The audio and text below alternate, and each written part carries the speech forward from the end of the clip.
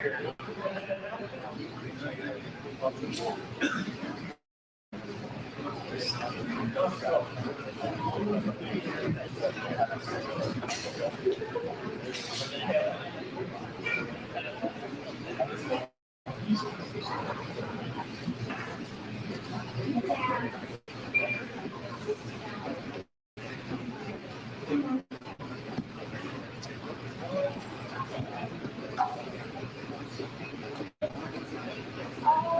everyone hear me all right?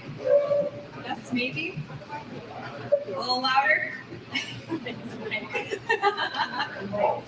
Okay, can you all hear me okay now? Oh, I think we're going to turn off that fan there.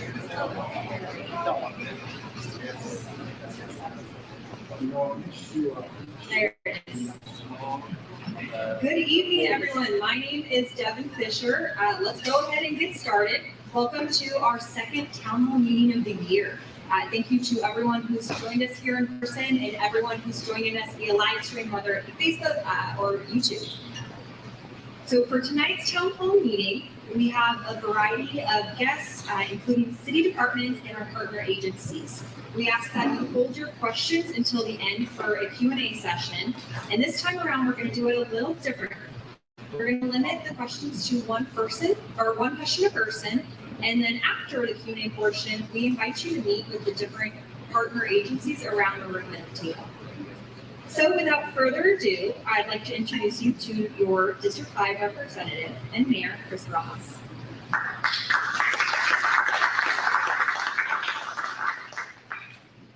Good evening, everyone. Thank you all for coming out on one of the coolest days of the year. I know we're in the hangar and the fans are being very helpful, even though it doesn't feel like it while you're in here. So I am Mayor Barajas, your representative for District 5, and currently serving as your mayor. For those that may not know the geography, we currently are in District 5, Clay Bob, Soccer Park, basically everything west of 42nd and east of Camino Real to Rupa Road to the river is generally District 5. So today we're going to talk about some highlights in and around District 5 with development, and also talk about what our sister agencies are doing, like JRPD, which is the Parks District, which is a separate entity with their own executive board, JUSD, and the wonderful things they're doing.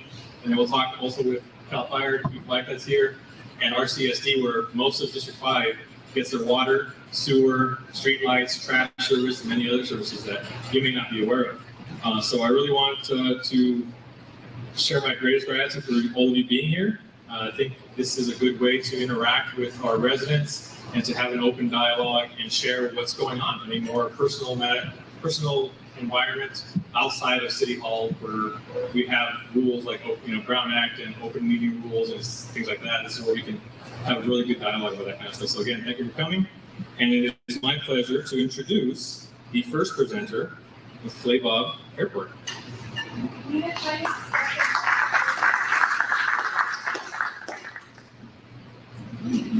Oh yeah, that's right. Does anyone require Spanish translation? ¿Alguien necesita translación en español? ¿Hablan más español? No. Thank you, Devin. Thanks for reminding me.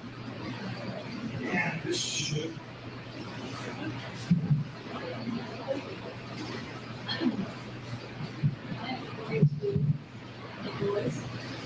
Make it a little bit easier for me to not lean over to the podium. Good evening, my name is Beth LaRock. I am the airport manager at Clay Bob Airport. Back in the corner is Nina and Tracy. If you have any questions after our presentations tonight, please do not hesitate to go over and talk to them about programs here at Clay Bob. A little brief history about Clay Bob. Clay Bob was founded in 1925 by Roman Warren, who was a cowboy aviator. Turned out that he ran out of fuel, landed here on some of the dirt, said, hey, this would be a good place to have an airport. So that's how Roman got here. He decided that in order to encourage people to learn how to fly, he would do something like fly underneath the Rubidoux Bridge. Obviously, what that did was convince everybody that he was actually kind of crazy, and nobody wanted to learn to fly from poor Roman. Next owners of Play Bob were Flavio Madriaga and Bob Bogan. At that time, there were 2 Riverside airports. One of the airports, I believe it was the other one, had an accident. Emergency services went to Play Bob, and from that point on, the county said, okay, Flavio, you have to change the name of your airport. So we got our funny name because Flavio took the first 3 letters of his name, and Bob took the first 3 letters of his name and turned it into Play Bob. This building is the home of Chapter 1 of the Experimental Aviation Association, which is the world's largest sport aviation club, and it was founded here at Play Bob. There's a huge fly-in at Oshkosh, Wisconsin, and it's kind of funny because people just a few blocks down the street will not know Play Bob, doesn't even know our airport exists, but we can go to Oshkosh and people say, you're from Play Bob? Wow. We did have one commercial airline service, Ogden Shuttle Airways. They used to, during Prohibition, they moved moonshine from Tijuana to Riverside. So that's our one small claim to fame here. In 2000, the Play Bob Airport was about to be turned into a housing division. And Tom Wathen, who owned Pinkerton Security, said, no, can't lose another airport. So Tom bought the airport.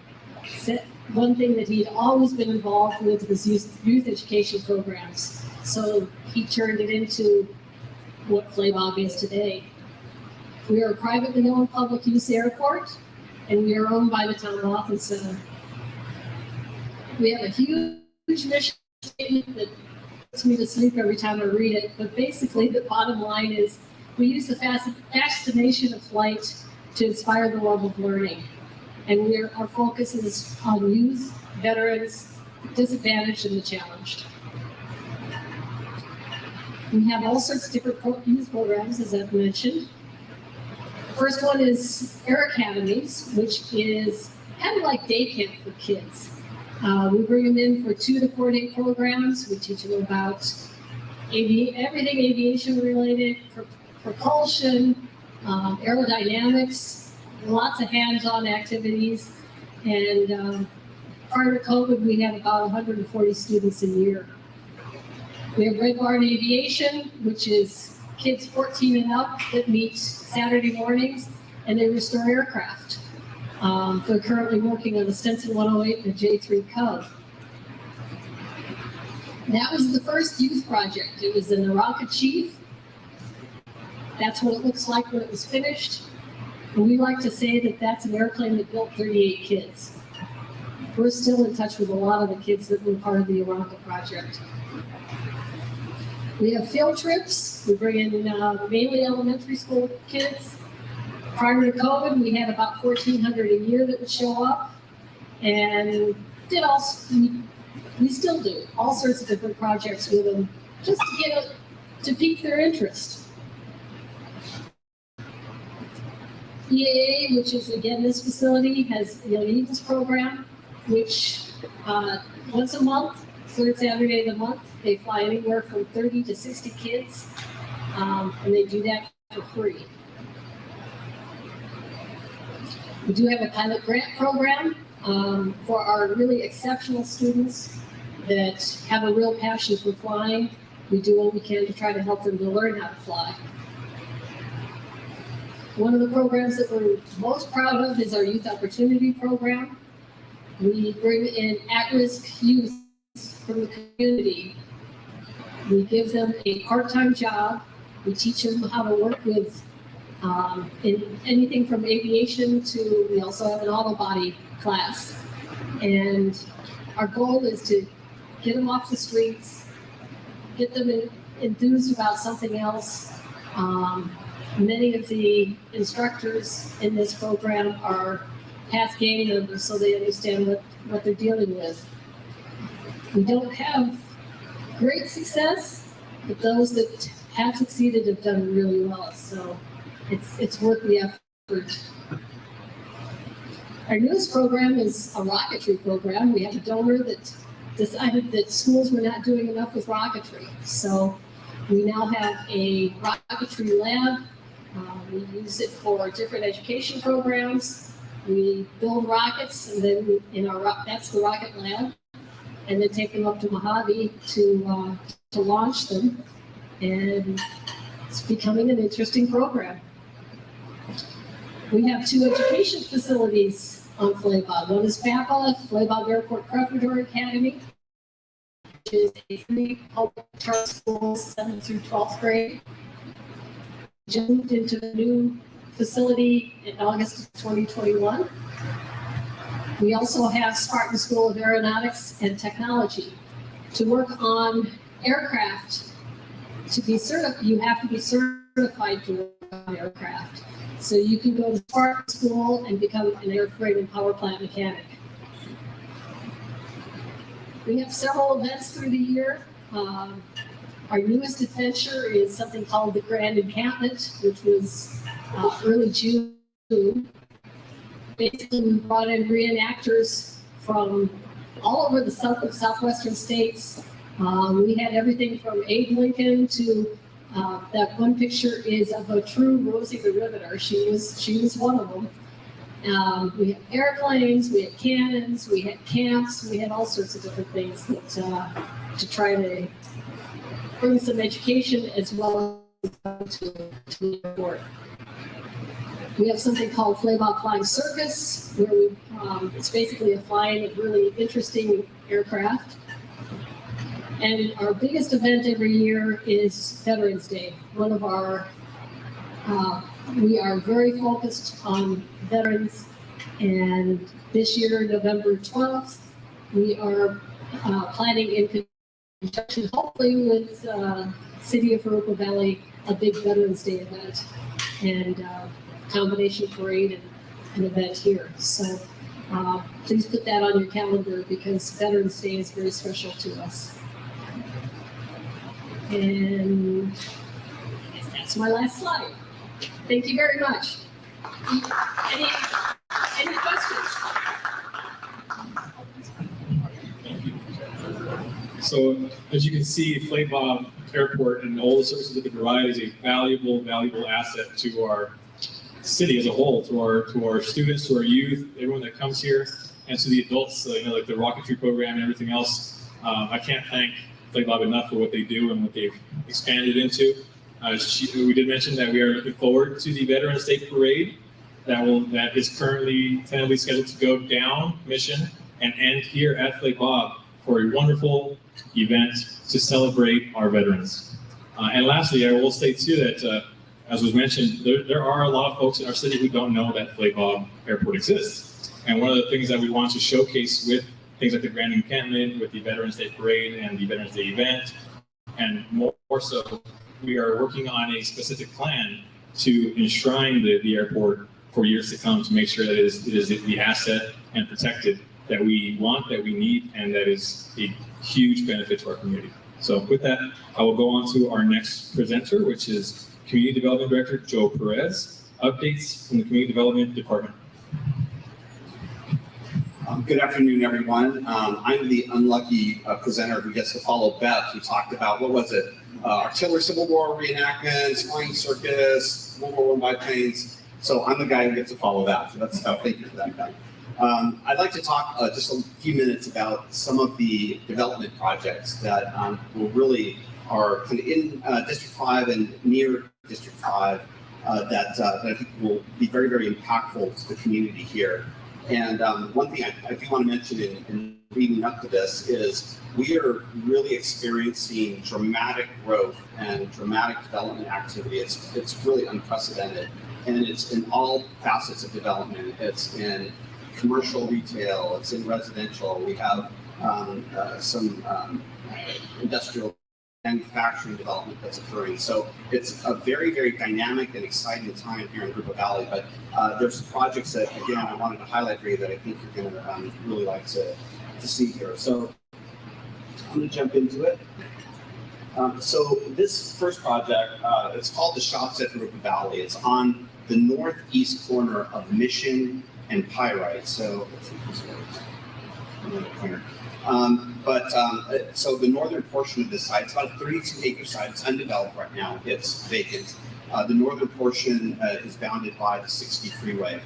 And what's occurring there, and they've already actually begun some development, there's a drainage channel that runs north and south through this vacant site. And right now there's some work going on to underground that in preparation for a regional shopping center. And you'll see with not only this project, but for some of the other projects that I'm going to talk about, there are several benefits to a community in regards to something like this. So for instance, number one, you activate a vacant site. That's really important so that you don't have other types of problems that occur on just vacant sites, like crash debris, homesteaders, those sorts of things. So activating these sites are really, really important. Secondly, from an economic development standpoint, it will generate jobs, hundreds of jobs, not only construction jobs, but also permanent jobs, probably over 300 permanent jobs. And it will actually produce revenue, particularly sales tax revenue to a community. So for instance, whereas residents now have to perhaps go outside the community and spend their tax dollars, they can keep them actually within the city of Hooper Valley. And then also you just have the benefit of revenue, sales tax revenue, actually staying inside and supporting other important services such as fire and just infrastructure improvements and so forth. So we're very excited about this project. It includes about 20 different commercial buildings, over 230,000 square feet on this 32-acre site. And the lower right-hand corner there shows sort of that drainage area I was talking about. And here are just a few renderings for the project and what's going on there. So the top rendering shows you really the focal point of the project, which is right at the corner of Mission and Pyrite.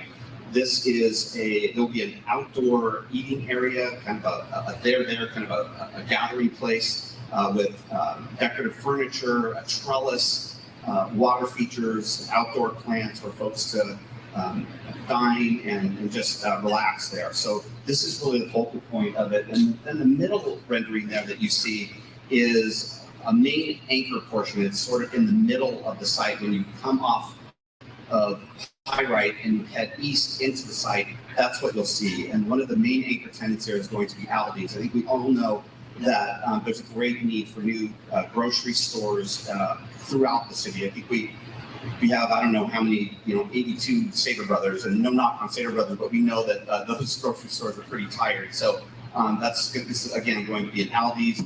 And what we're going to be looking at is several different large apparel, general goods, as well as retail, restaurants, and a fitness center, as well as a hotel, which takes me to the last rendering there on the bottom.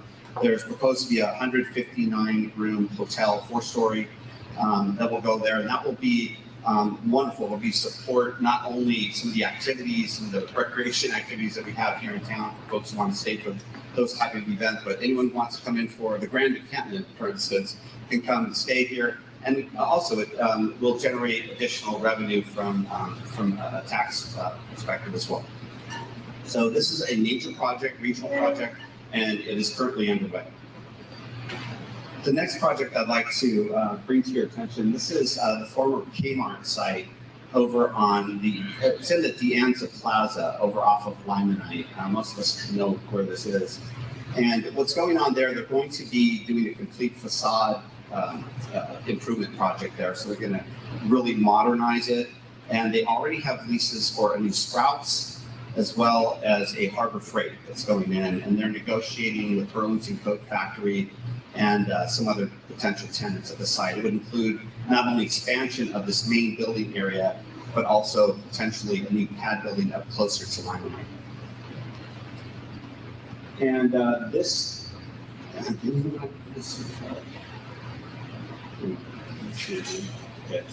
we'll go with it. I'll find it here. The next one is what we're calling Mission Village. This is on the southeast corner of Stobbs Way and Mission Boulevard. It's a very large vacant area. And what's being proposed here is a new grocery outlet, a dollar store, a Habit restaurant, Starbucks, a car wash, and that's just some of the tenants that we're going to be looking forward to. So this is currently in the review process, but this is moving forward. We're pretty excited again about activating the site, creating a higher quality of life for residents in the area. So it's more convenient food options as well as shopping options.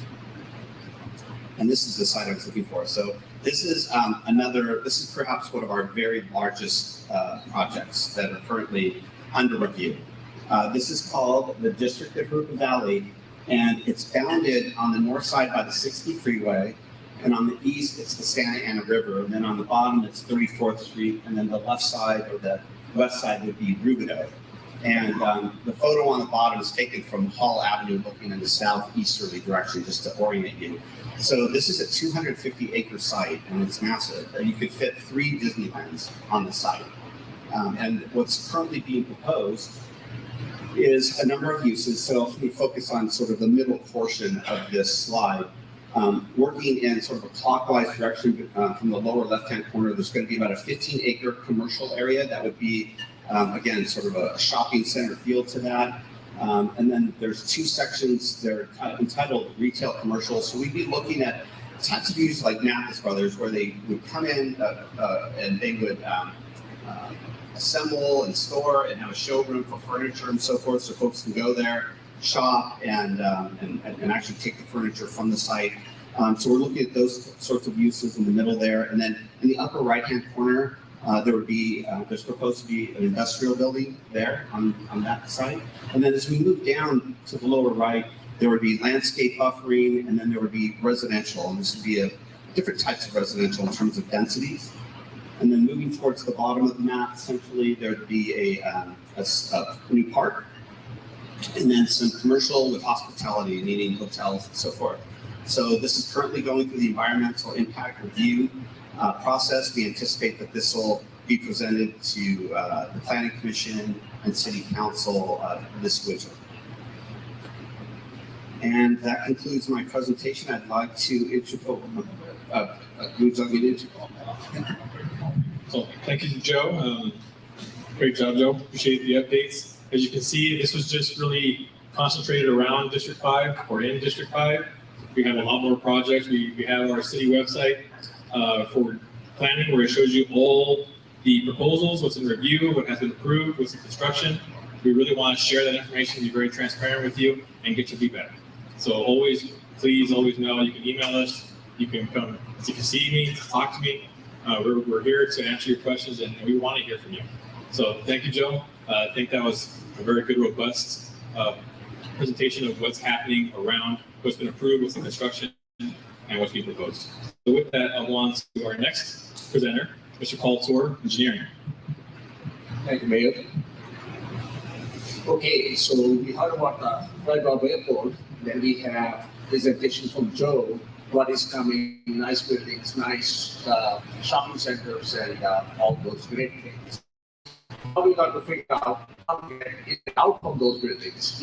So that comes public works. So I have a list of projects which I will quickly go over with you. Infrastructure. What is public works? Basically, maintenance of the systems what we have and what we do. Related to the speed of the speed or side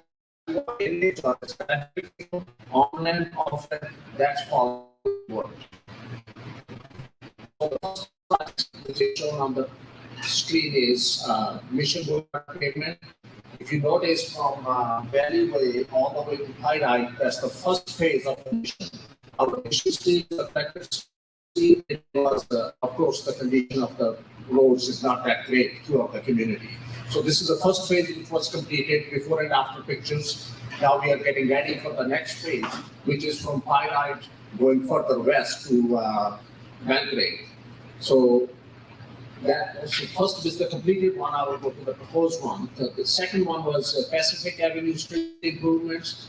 It's before and after pictures. So this is basically the Sarah Avenue comes down and through Pacific Avenue come to the 42nd Street and correcting all the way to the back to Lemonite. So that's the circulation we want to complete. So this, the first phase of the project is already completed. So we are paving, we are ready to just go ahead and do some striping work. The next one is we did citywide study seal.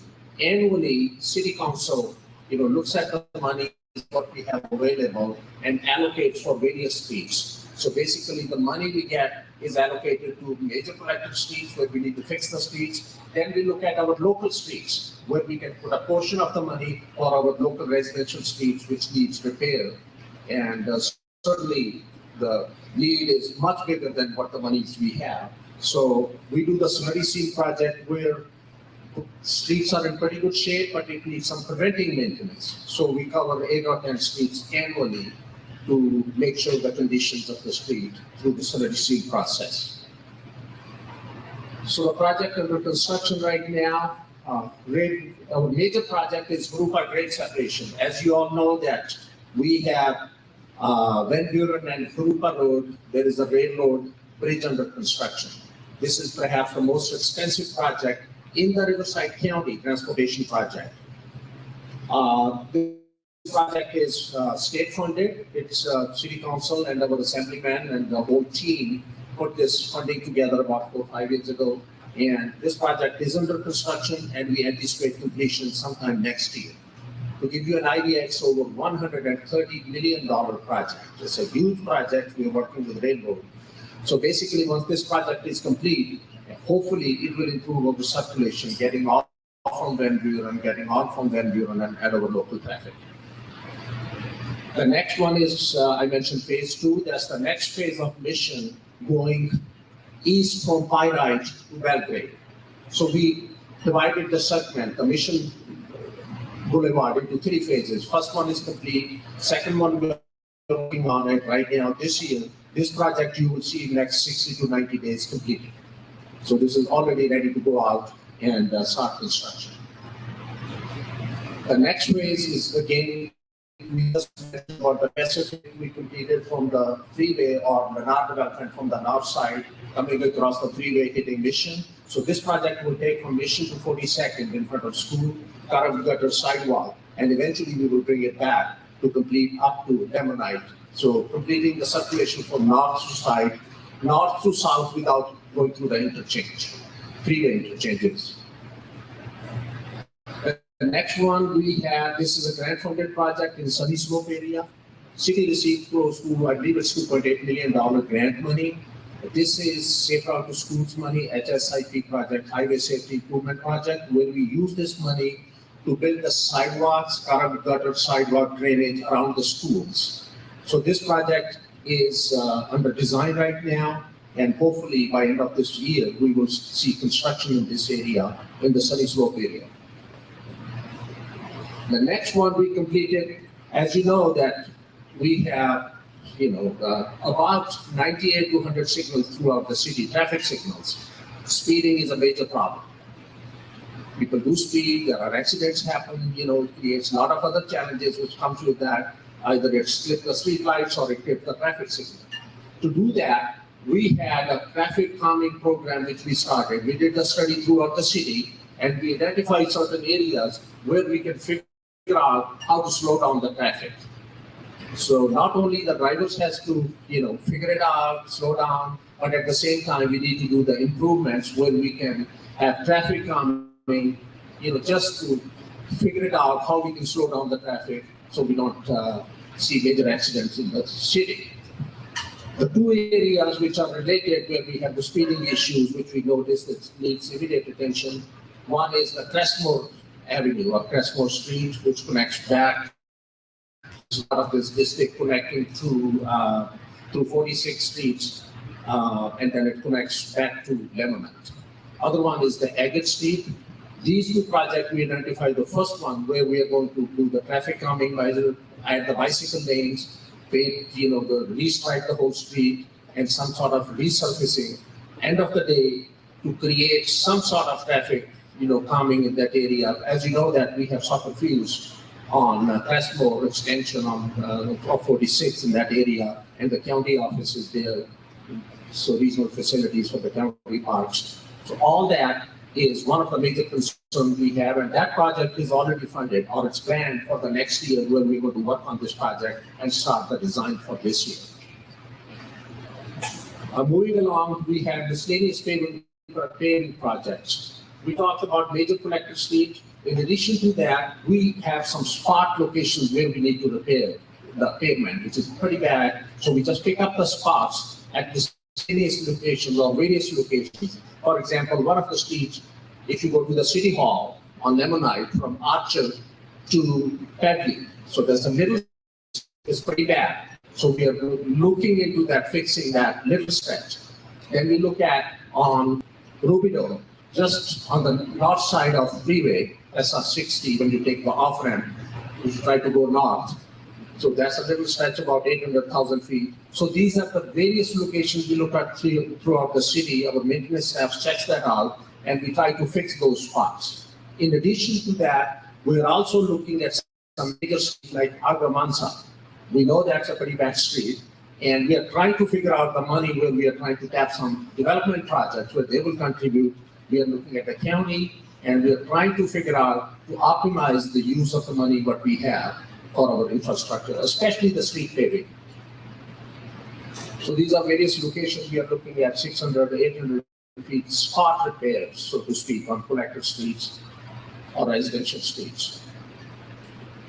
Over the last year, the city acquired some new facilities, which some of you may be aware of those locations, but city, or some of you may not know this. This is a new building city is from the county. It's right here at Crestmore and Mission, next to Mission Bridge. So this is our Coruba Valley Operations Center, where it used to be a county building. Now all our maintenance staff, it's public works, code enforcement, building inspections, they are already operating from this building, as we are running out of space on the building. However, our city hall will stay where we are on Lemonite and Archer. This is the operational building. All our staff, field staff will be moving here.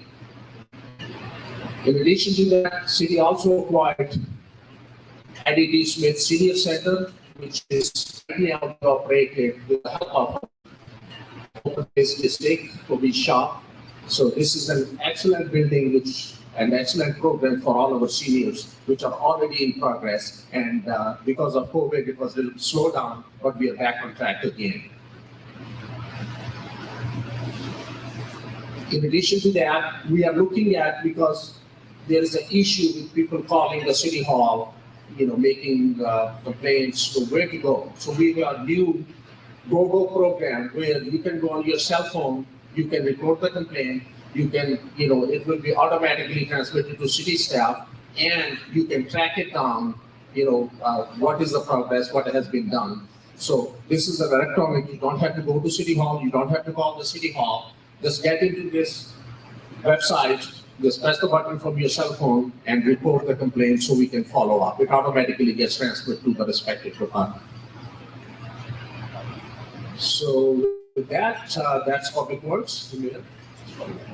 Thank you, Mr. Tor. And as you can see, we have a lot of infrastructure projects, but I do want to emphasize that Mr. Tor kind of hit on is we know what the need is, and we've shared it in multiple public meetings, and what our resources are very different. The need is here, what we have is here.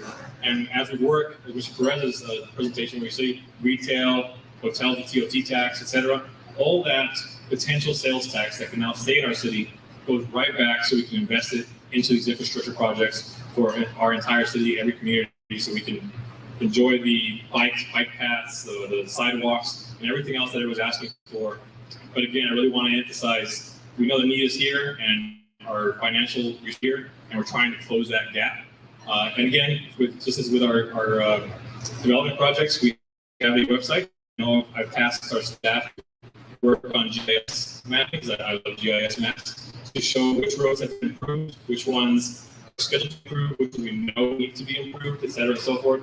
And again, we welcome feedback in your communities. Talk to your district representative. You can talk to any of us really, but let us know this street is probably more important than this street, and you live there. So let us know. We can definitely look at that every year and say, well, maybe we need to go to this street instead of this plan.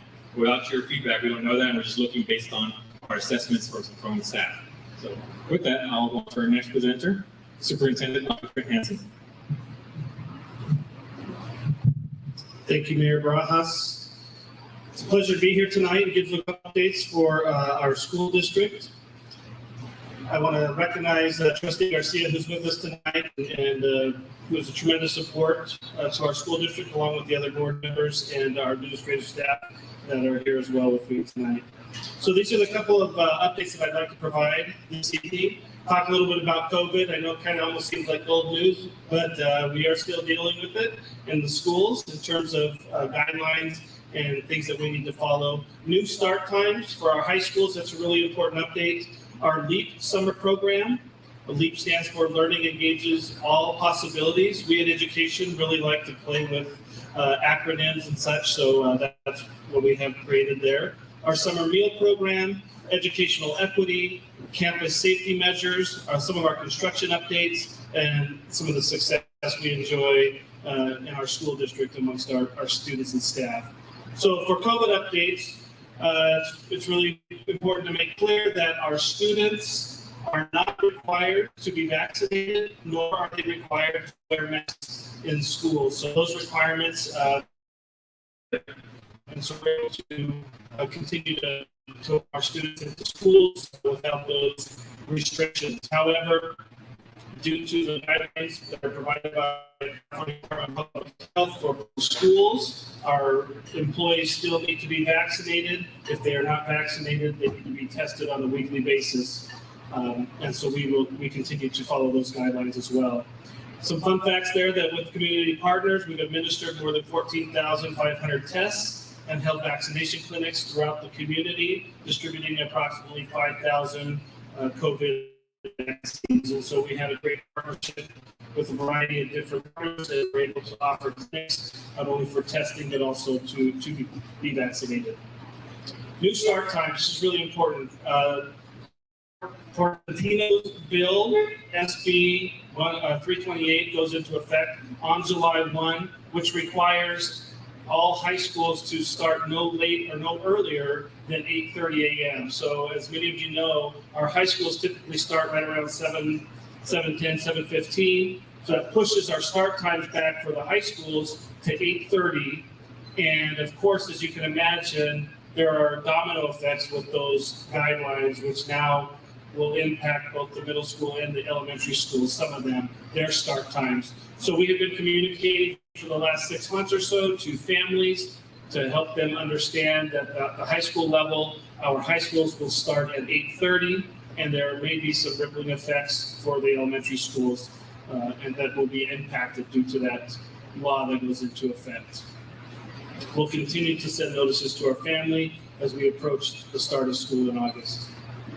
As I mentioned before, Learning Engages All Possibilities. Our LEAP program is a summer enrichment program that we've been providing for the last 2 summers for our students at the elementary and middle school levels. Of course, we continue to offer summer school at the high school level for students who need to recover credits, but we've been able to expand enrichment programs at our elementary and middle schools for students who choose to come. And we've served over 2,800 students and over 300 classes that have been offered through these programs. Again, this is an enrichment program. It's an opportunity for students not only to gain academic skills, but also engage in learning activities and fun activities with their teachers.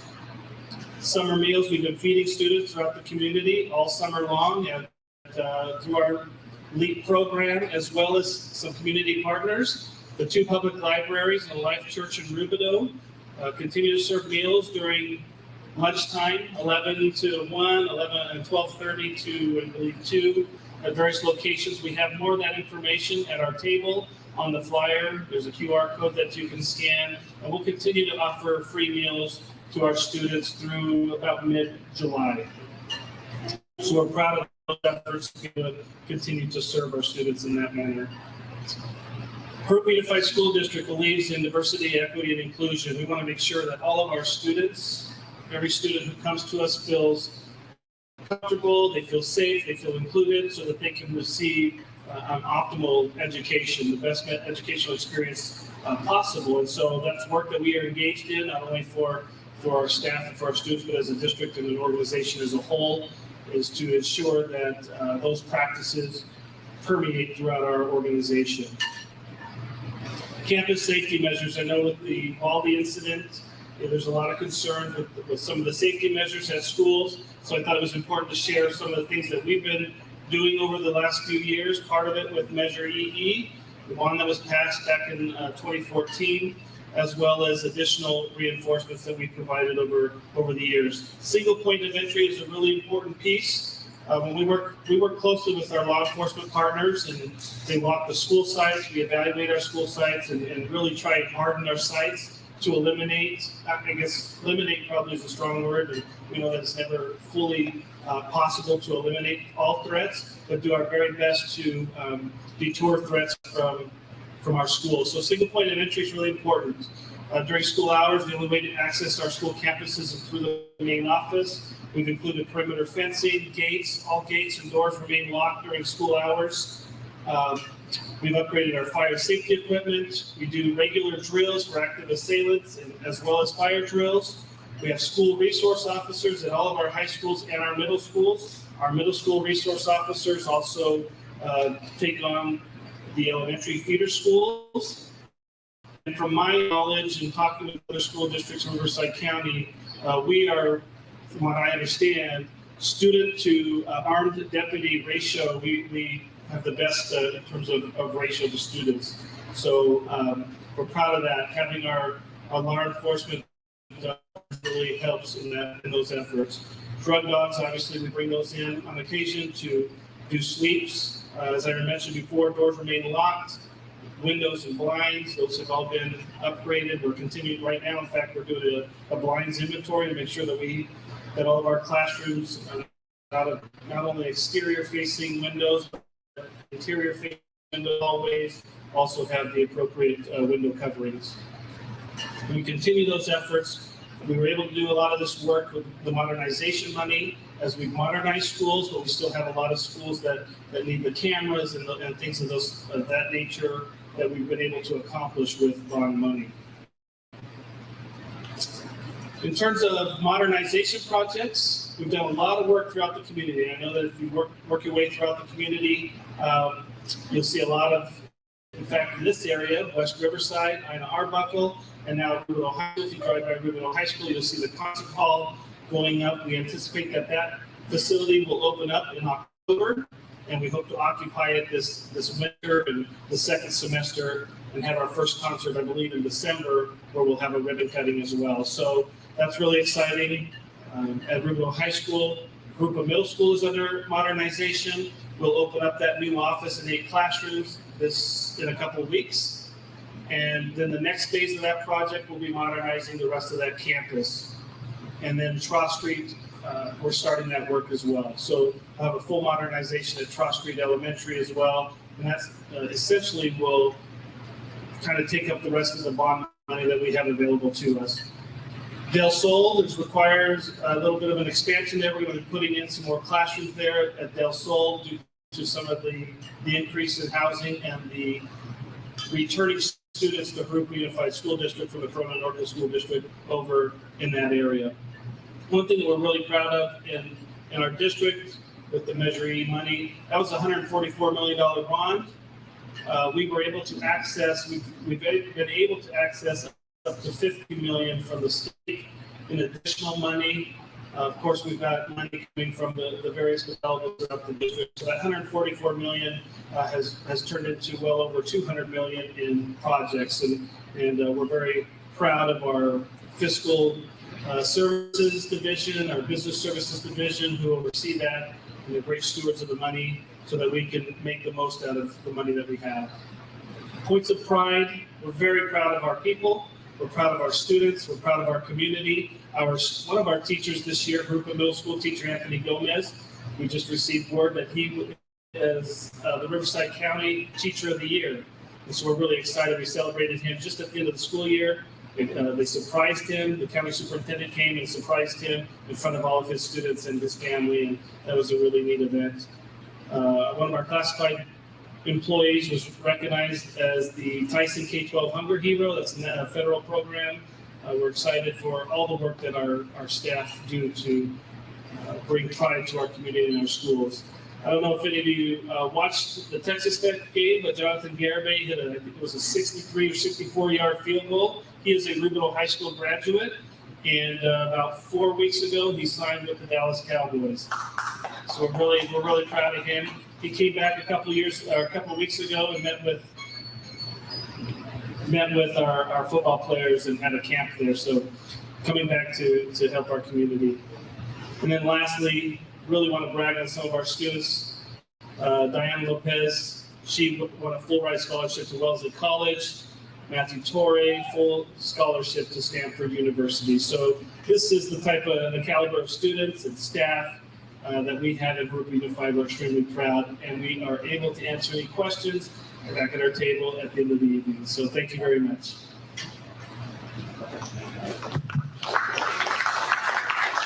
Thank you, Dr. Hanson. I can't say enough about the great work that our Board of Trustees for JUSC does, and their amazing staff. We don't have all day, otherwise they can go on forever on all the different programs you guys offer. Some that I've been able to see, like at Pedley, the inclusionary programs, the gardens, and all the across area schools. I'll just plug one because my daughters are in it. Is the dual immersion program. It's a wonderful program. My daughters speak better Spanish than I do, and the oldest one is 10, the younger one is 7. Yeah, hablan mejor español que yo, so they speak better Spanish than I do. So thank you again for all you guys do for our kids. Next we have Chief Jeff Pike with CAL FIRE.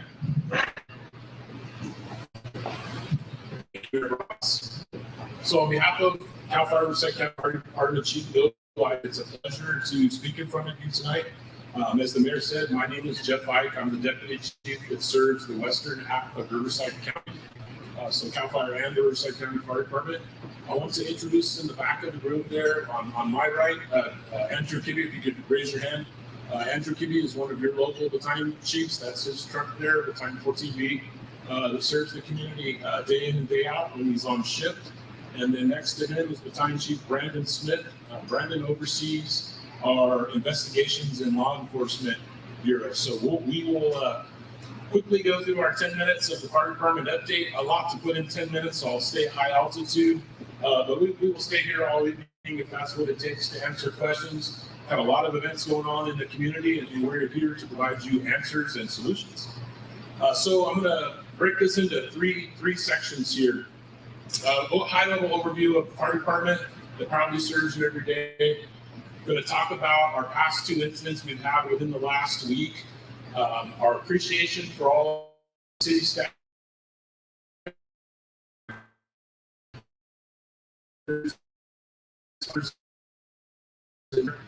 So we are very grateful, and I'll get into it. So I've only got a little bit of time, so I'm going to move pretty quick. So your CAL FIRE Riverside County Fire Department is your fire department, serves you on a daily basis. Even though there's a CAL FIRE patch on our shoulder, we are your local fire department through contract. Contractual, the county fire department, and the city of Rupa Valley. And then we have a unique situation here within the city. We also have the Rubidoux Community Service District. So what that really means is a red fire engine is still going to show up to your door when you call 911. Don't be confused by any of the complexities. That stays for us to work through, but it works really good here in our city. So I have a lot of bosses. I work for the mayor. I work for the CMs in Rupa Valley. I work for Jeff Sims over in the Rubidoux Community Service District. And if I don't pay recognition back there, I'll hear about it at the end. All of the directors from the Rubidoux Community Service District. So we appreciate each and every one of you. Like I said, we are very proud to be your fire department. We serve you out of 4 fire stations here in the Rupa Valley. So everybody knows Fire Station 38, right down the street here at Mission and Avalon. Up the street to the west, Fire Station 18. A little bit more to the west, Fire Station 17 in Glen Avon, and then south, Fire Station 16 in Pedley. So we serve you our daily frontline apparatus are 4 fire engines, 1 medic squad, and then 1 truck company. So one of the positives of contracting for fire service, we operate under a regional integrated environment. Essentially, our fire engines don't know boundaries. So regional integrated, very effective model. So for example, what I mean by the fire engines don't know boundaries. If there's a call on the 15 and Lymanite, and engine 27 out of Eastville is closer to that call, they're going to take that call, even though it's on the Rupa Valley side. So fire engines don't know any boundaries. So essentially, that's our day-to-day frontline services that we provide to you. The county fire department has approximately 100 fire stations. So, lack of better terms, you have 100 fire stations supporting you here in Rupa Valley. Unfortunately, we've had several incidents lately where we've had many of those engines right here in our city. We'll talk more about that here in just a second. So, there's a homework part to my discussion here. If everybody could take out your cell phone, normally we wouldn't do this in a presentation. Take out your cell phone or however you write down notes. How do we keep you informed? So, Alert Rivco. If you've never heard of that, please go online through social media app. Please sign up for Alert Rivco. So we'll get into the incidents here in a second. But when we have challenging incidents and we need to evacuate with our partners from RSO, it's critically important that you get that information timely. So when you sign up for Alert Rivco, follow the prompts, put your address in there, and then that is how our partners at RSO, EMD, that's how we alert you and initiate evacuation areas. So the second one, if you pull up rbcfire.org, and I'm going a little faster, I'll slow it down. So the first one, Alert Rivco, if you Google that. Second one, rbcfire.org. If you take that, go to our sites, our website, and if you go down to the bottom, all of the social media platforms are there. So we have a 24-hour public information officer that's always on duty. So for example, when Chief Kimmy back there has an escalating incident here in the Rupa Valley, doesn't even have to call. Our PIO, 24 hours a day, is monitoring that situation, and we'll start putting updates out on all of those platforms.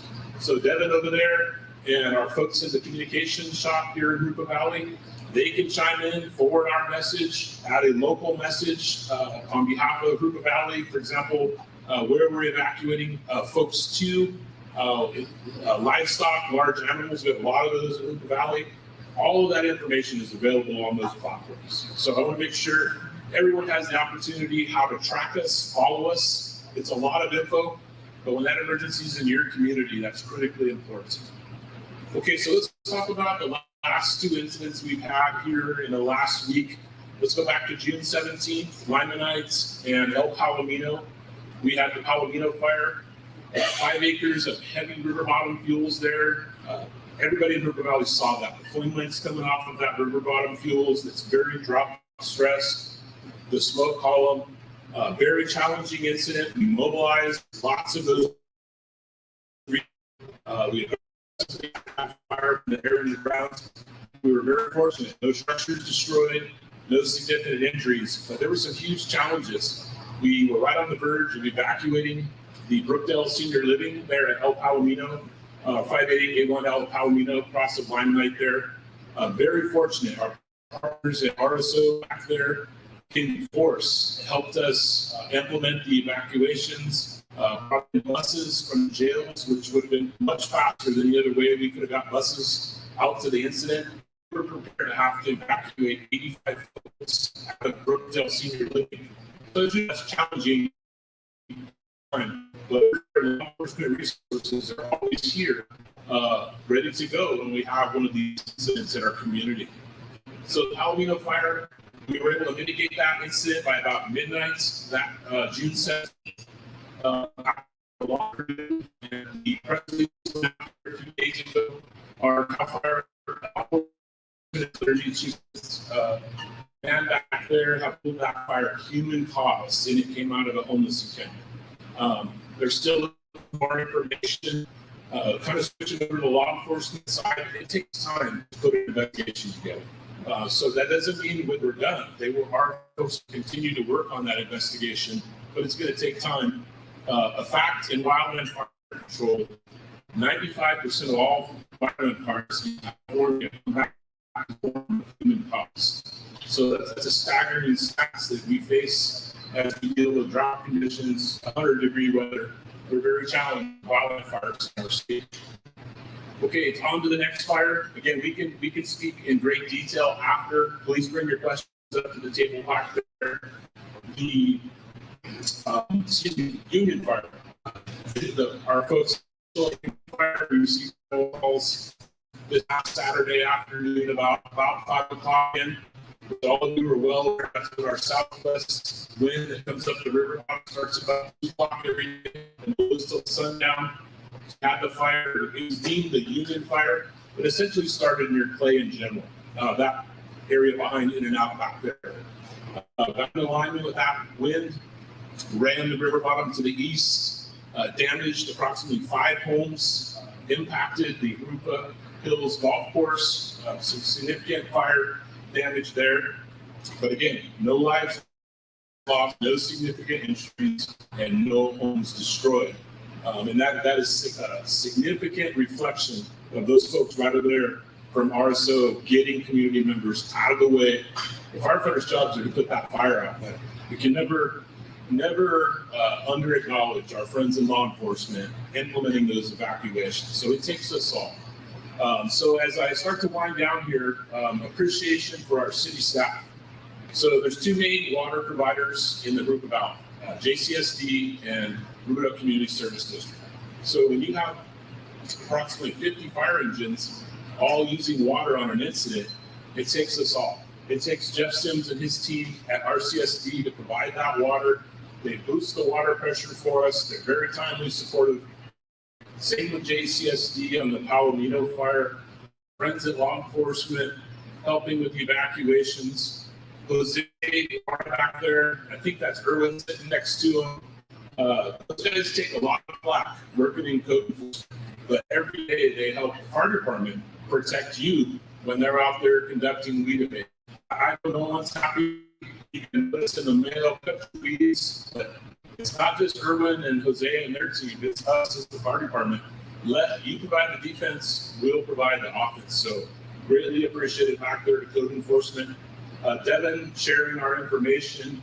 Kobe at JARPD provided our base camp right down the street here at the park. So it takes us all.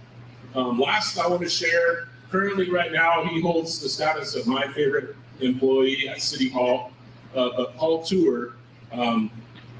Some of the things that Paul does, he takes a lot of flack too, about roads, potholes, but I want to make sure we show our appreciation. So if everybody draw your attention to Etowanda and Van Buren, where the Flying J truck stop is. I think that's got to be one of the busiest intersections in the region, if not California. We had some serious challenges with our Opticom system there. What that means is when the fire department comes through that intersection, our code 3 lights activate the signals to go red for everybody so we can pass through. We had all kinds of problems, and Paul and his team jumped on that, resurrected it. We've had numerous traffic collisions there involving fire departments. So think about that for just a second.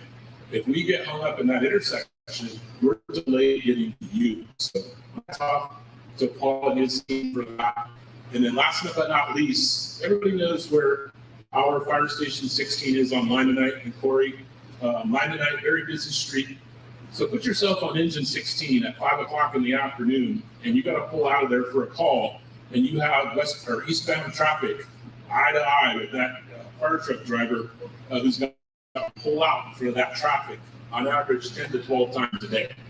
So that's what the station's average. So in my almost 30-year career, I couldn't tell you how many close calls at Fire Station 16. I mean, too many to count. Paul and his team, again, they do way more than roads and potholes. They are setting up the Opticom system there at Station 16 so we can exit safely and, most importantly, protect you without getting into a traffic collision en route to help all of you. So it takes the whole team for the fire department to be successful. So I look forward to your questions at the end, and thank you very much. Chief, definitely appreciate all the work our firefighters have done in the past week or so, and there's a lot more follow-up that's going to happen in the next few weeks on those sites. And obviously our RSOs, thank you as well. Working together is how we get it, how we make sure that our residents are protected. So our next presenter is Rubidoux Community Services District General Manager Jeff Sims. All right, I'm done. Jeff took all my time, so there you go.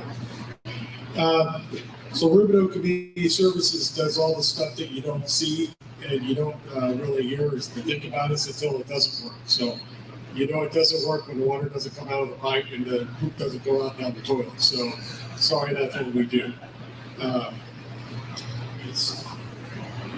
So a little bit, I appreciate hearing about the flame mob. I always wondered where flame mob's name came from. Now I know that'll be a factoid that I guarantee will be said in some other time. But a little bit about Rubio Community Services District. It's proudly the first community services district in the state of California. So it was formed in 1952. It's about 9 square miles. When it was first established, there was mainly the Rubio area, of course, was part of the Riverside County, had the little private water companies and septic systems and whatnot. So it really wasn't beholden towards development activity. So I guess the founding fathers or folks that lived here in the past decided, hey, we got to do something better and formed up this district. And so provide reliable water, sewer, fire protection services. So later was expanded to do weed abatement and some other lighting. We are now fully, the Rubio Community Services District is an island, but part of fully incorporated city of Rubio Valley since the city incorporated in 2011. This gives you a map of the district. The top of it goes all the way up to El Ramiro, where they're doing Agua Commerce Park. On our east side is the Santa Ana River, essentially going up, and then on the west we go all the way over towards Valley Way, close to Valley Way, not quite there, but and then we go down towards River Hills Golf Course. So if you're in that, somewhere in there, that's where we're providing the service. We have 3 of our 5 board members today. Director Treba is our current president. Director Murphy is our current vice president. He's president-elect, will be president in January. And then Director Scribelis. We also have Rude Obedi's and Forrest Trowbridge. And just as a note, our district is, the directors are elected at large. So there is a divisional, it's not like the city council or not by division. A little bit about our current profile. We have 35 to 36,000 folks that live in our district. 6,500 water accounts and sewer accounts. I guess where really the rubber hits the road is we sell around 5,800 acre feet of water. What's an acre foot? An acre foot of water would be a football field, 1 foot deep of water. So we sell 5,800 of those a year to all of our customers. We have on our sewer side, we collect around 1.7 million gallons a day of sewage out of our service area. And it goes down to what we call our regional lift station. It's pumped through force main under the river, and we have contracts with the city of Riverside. The city of Riverside provides the treatment and disposal of it. I always want to say, why is the water in the Santa Ana River? Thank God the wastewater treatment plants all up and down the river, because when it doesn't rain, the river is dry. And the bulk of the water that goes into that river during non-storm periods is recycled water that comes from reuse of water that we pump. So I guess there's no new water ever on the earth, so it's very, very important that as you use the water, it gets back used, we collect it, we highly treat it, and then we put it back into the river. And if it makes you feel better, all the water that does go down goes down the river, goes to Orange County. And if you have a house in Orange County, guess what you drink? So there you go. Put that. You can think about that tonight.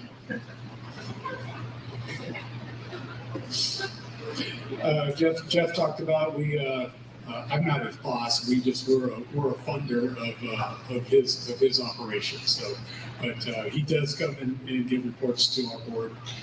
We spend around, I think it's $2.5 million a year, $2.6 million on our contract. So our financial, we have about 25. We have 25 staff. Keep your eye out. We're going to be hiring a couple more people, so we'll be posting those pretty soon. Our recently approved budget is about $30.7 million.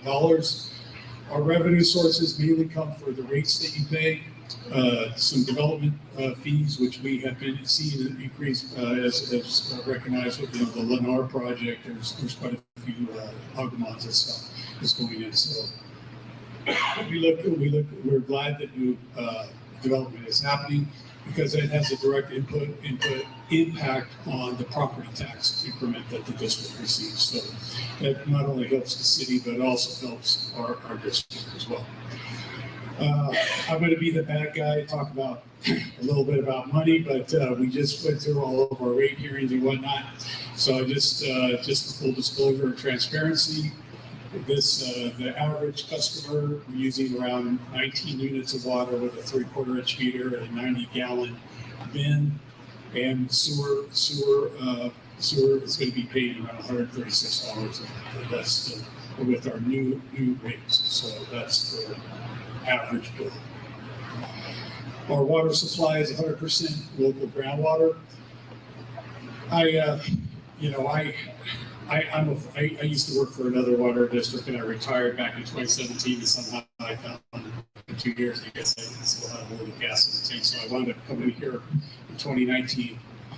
And I never realized how good of a job I had, or how easy of a job when I was assistant general manager at this other district, because we were all imported waters from metropolitan water districts. So all you had to do is call up the metropolitan, say, ring a ding ding, send us mountain water, and it was easy, fill up the tanks, good.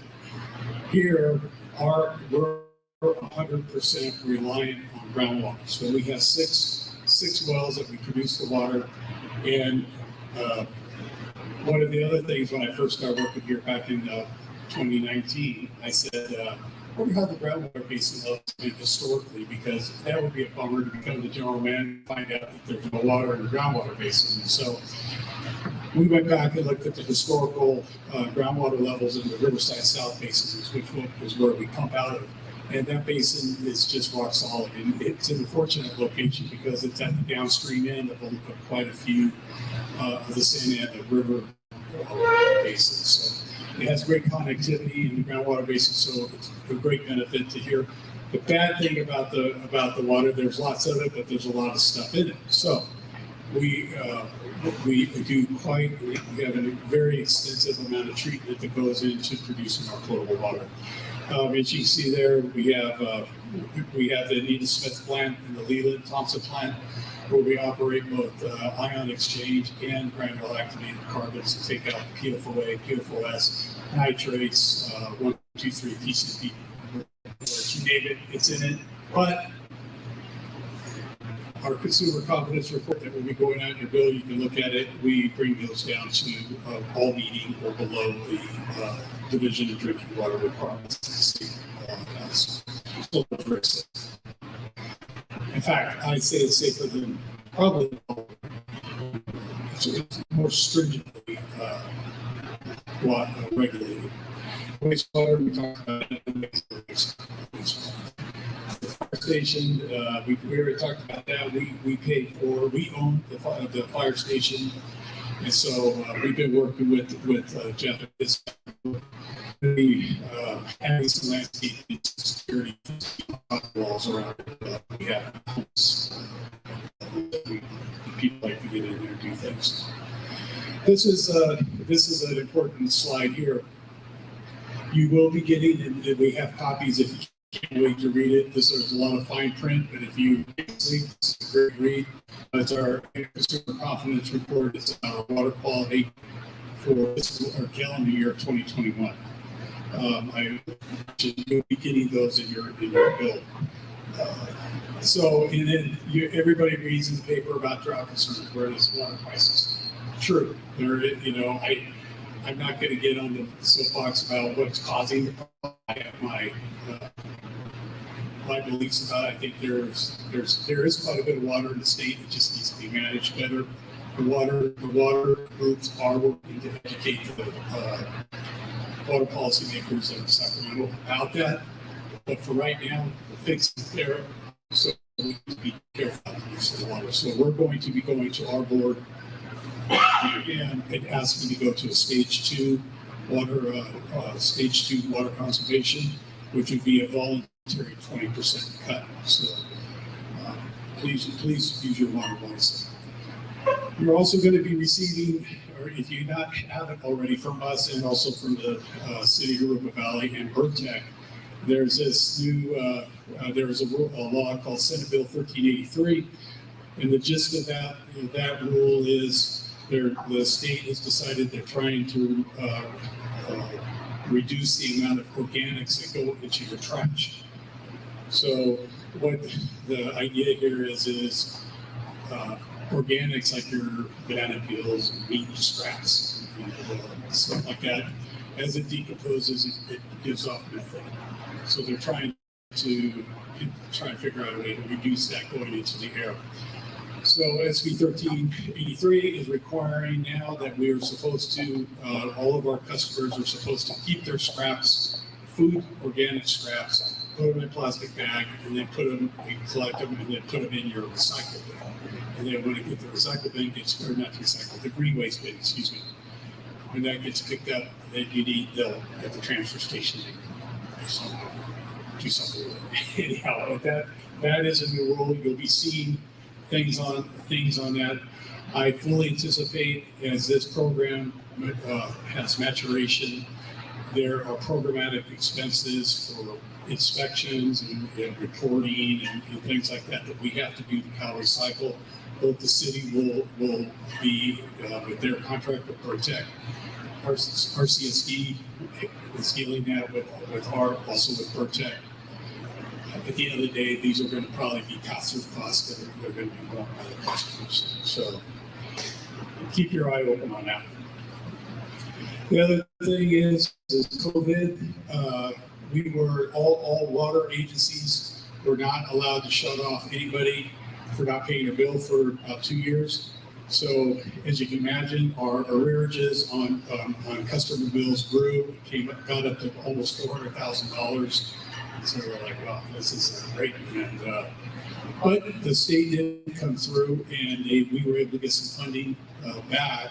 And so between a variety of programs, we've been able to whittle down. We got $145,000 through some between state funds and some various programs. And on the back table over there, we do have the low-income household assistance program. If you meet eligibility requirements, you can apply for it, and we can help you on your water bill. So, and then the last thing I just want to say for people that still had an outstanding after they received some of the credits that we got from the state, there's customer payment arrangements, and that was a Senate Bill 998. And that allows customers to do a payment arrangement for up to 1 year with us, and it's interest-free. And so if you get behind, the catch is, if you get into the payment, if you do select to go to a payment program, payments have to be made, plus you have to stay current on your amount. So anyhow, we have our directors, I'll be there, and our director of engineering is here to answer questions. Thank you for your time. We appreciate you being our customers. Thank you, Mr. Sims. And Mr. Sims did talk again. He touched about development, right? We refer to it as DIF fees, development impact fees. With any development, they are impacting the area around it. So every agency, whether it's the next one that's going to be presenting, or our CSD, or the city, gets fees for that, and we use that money in turn to invest in infrastructure for water infrastructure, road infrastructure, park infrastructure. And with that, the next presenter, JRPD General Manager Colby DeWitt. Thank you. Well, they saved the best for last, apparently. So I'll make this brief.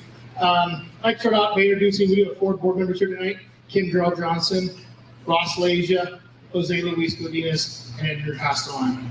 All four of our 5 board members. I wanted to make some updates on what we have going here at the Parks District, specific to Division 5. We applied to rent for regional sports parks. We look out the hangar, the large sports park here, just to, I guess it's the southeast of us here. It's a 34-acre soccer complex that the Park District was able to acquire in October of 2020 from the county parks, able to keep that open to the public. So that was a great deal the district was able to pull off. Some stuff we have that we're working on is Veterans Memorial Park and Avalon Park. Those are our two oldest parks in the district. And we are working on a master plan for the renovation of both of those facilities later this year, and hoping to be able to start construction in the next couple of years. And these were the development impact fees coming into play that we've been talking about. The Parks Districts accept them just like the other agencies, and that's what's going to fund these renovations. New park construction we have, part of the Lennar project, the Shadow Rock development we have coming in. We have Shadow Rock Park, which is an 11-acre facility. Adventure and Discovery Parks, which are smaller community parks within that neighborhood. One of the unique things about Shadow Rock Park is we are also taking a 35-acre open space, which is a large rock wall you can see from the 60 freeway. One of the things the district is working on with the Southern California Climbing Coalition and Access Fund is to keep that facility open to the public. That is a well-documented climbing wall within Southern California.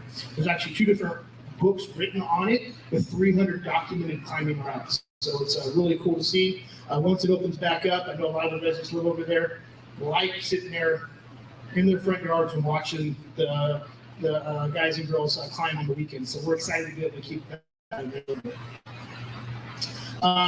As the city referred to earlier, J.D. Smith Senior Center, right here in Mission Boulevard, is owned by the city of Rupa Valley under contract with the Parks District operate. That is open daily, Monday through Friday for all staff. Please come out there and visit. Anybody 55 and older, lunch programs Monday through Friday as well. We are in negotiations to acquire land in Rubidoux for future park development. We're excited about that. Some land north of Mission Boulevard. Events. This is always the fun stuff.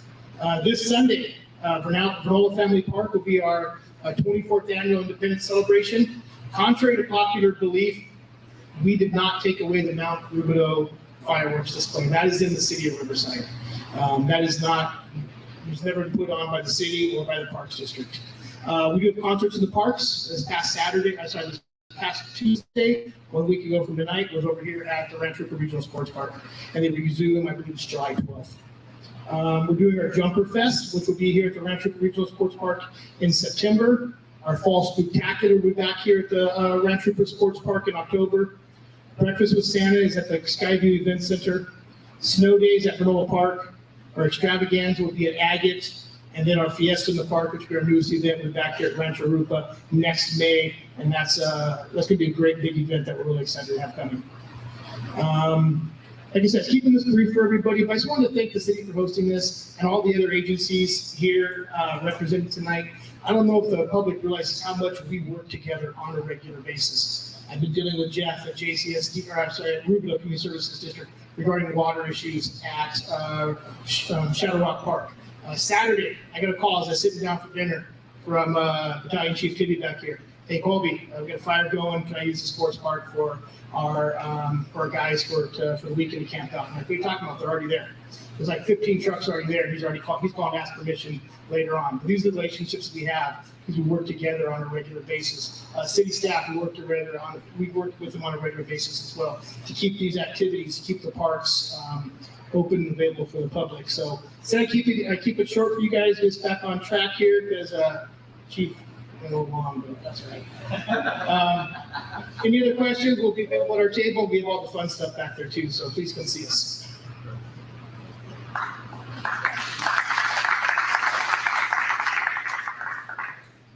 Thank you, Mr. DeGuid. Do you want to use this for the questions? So as on the agenda, we will have a short Q&A before we open it up to all our tables. So anyone have a question they would like to ask? Okay.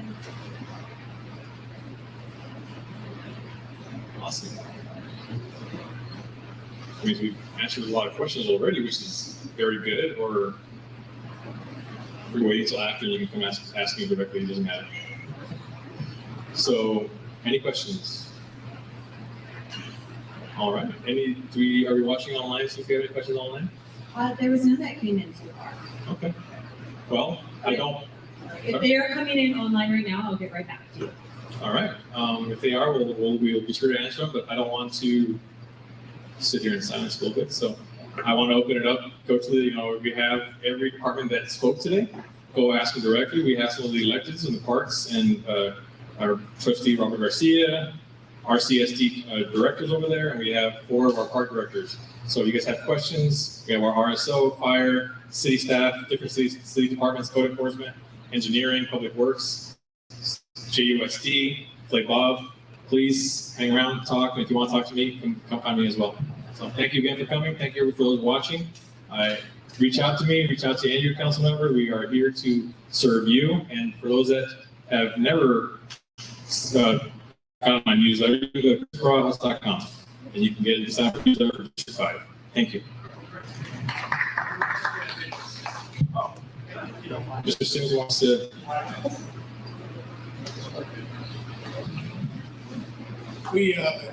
Our board meetings are the first and third Thursdays at 4 o'clock, and we would welcome you to come here. We always have water and usually cookies. We never see anybody, but we provide a valuable service, so we would welcome you to come. Are they good cookies though? They are good cookies, and your mayor knows all about it because he was a former director. All right, again, thank you. Please, we'll open it up to the tables now. Thank you.